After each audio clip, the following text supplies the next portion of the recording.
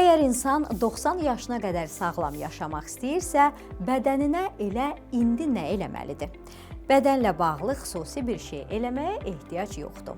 Birincisi, normal istirahət və yuxu rejimi olmalıdır. Yəni, hər gün kifayət qədər və sabit yuxu almaq lazımdır. Səhər saat 6:22-də oyanmaq, axşam saat 10-da yatmaq. İkincisi, gündəlik həyat fiziki fəaliyyətlə zəngin olmalıdır.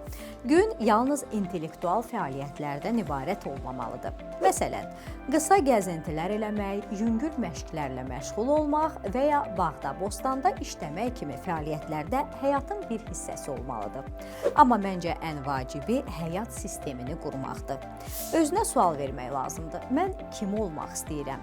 Buna necə nail olacam? Məqsədimə çatdıqdan sonra həyatım necə olacaq və s.